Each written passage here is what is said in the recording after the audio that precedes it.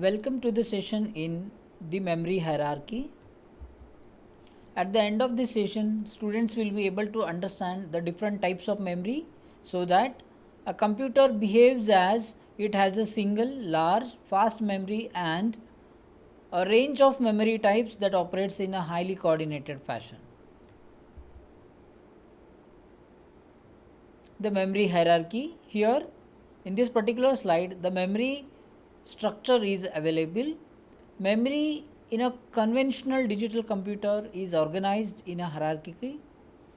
At the top of the hierarchy are registers that are matched in speed to the CPU, but tend to be large and consume a significant amount of power.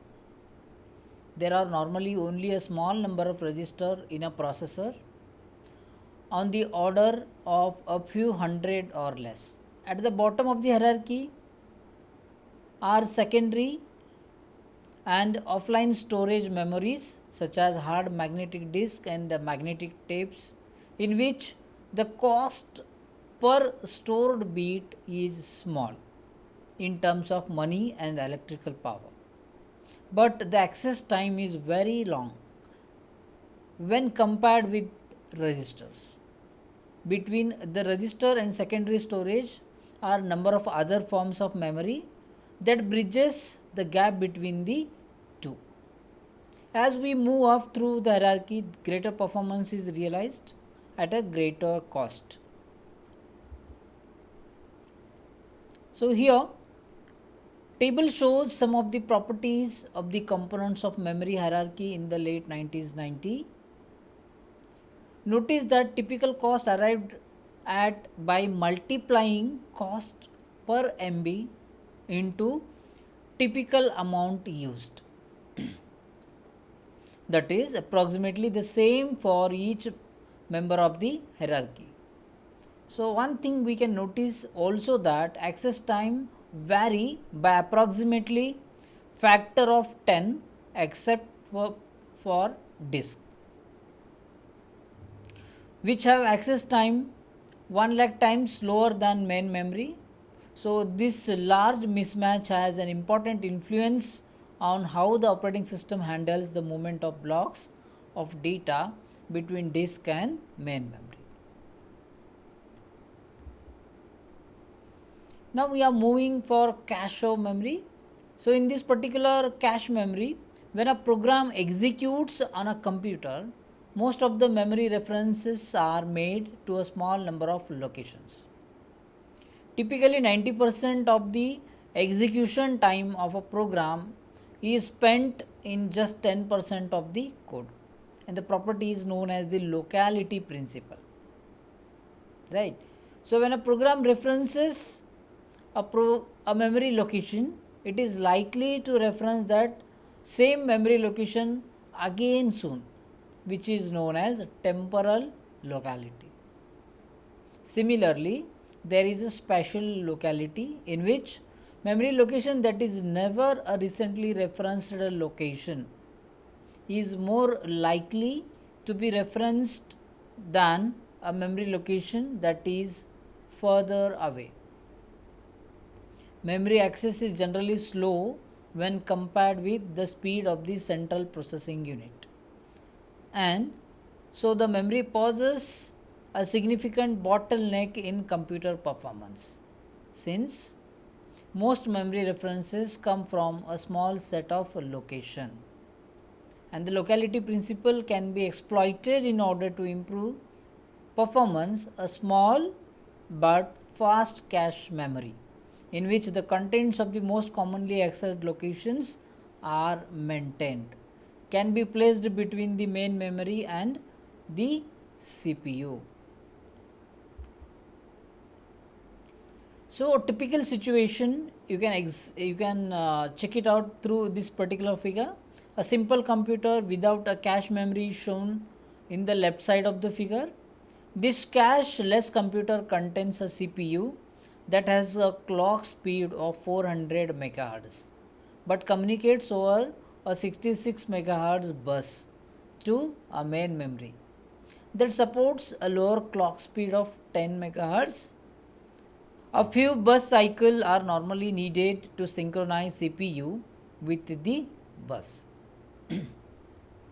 And thus, the difference in speed between main memory and the CPU can be as large as a factor of 10 or more. A cache memory can be positioned closer to the CPU as shown in the right side of the figure, so that the CPU sees fast accesses over a 400 MHz direct path to the cache.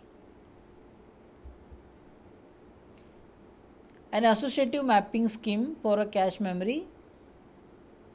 Here, the choice of cache mapping scheme affects cost and performance, and there is no single best method that is appropriate for all situations.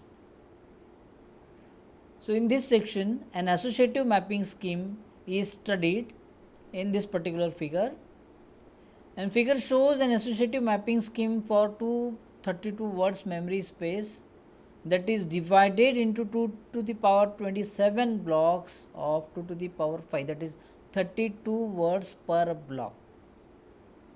The main memory is not physically partitioned in this way, but this is the view of main memory that the cache sees.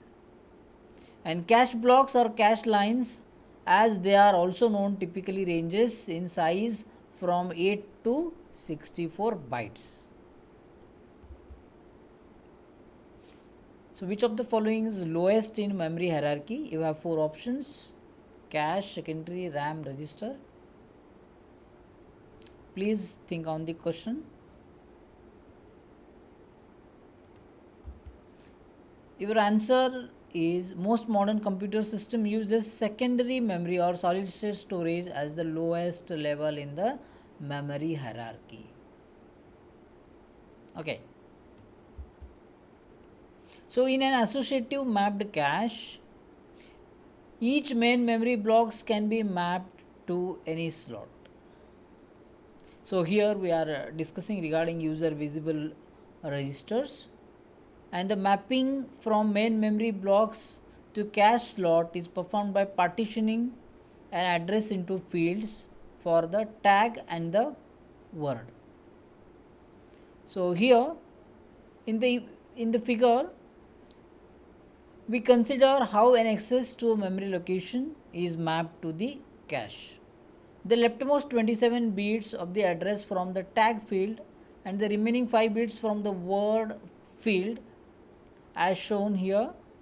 If the address word is in the cache, it will be found in word of a slot that has a tag, particular tag to the base 16, which is made up of the 27 most significant bits of the address.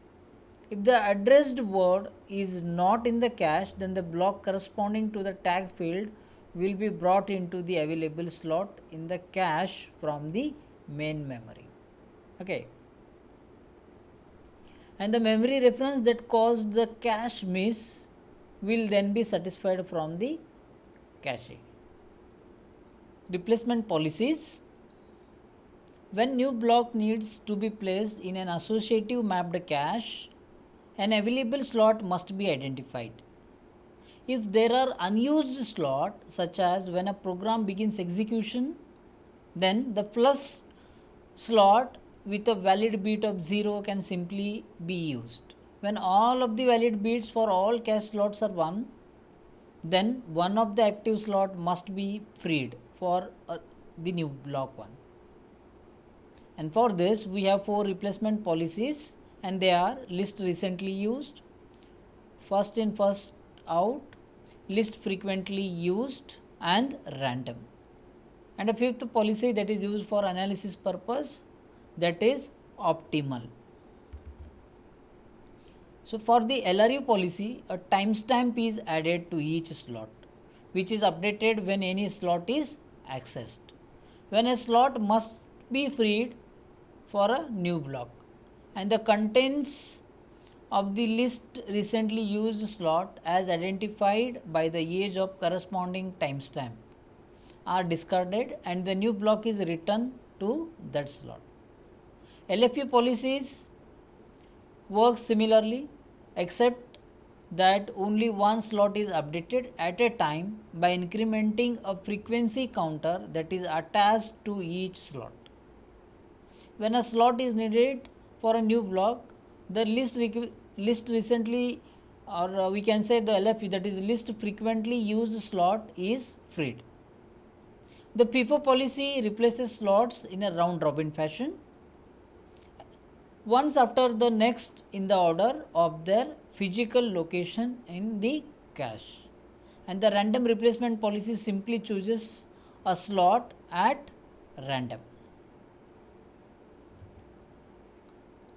So these are my references. Thank you.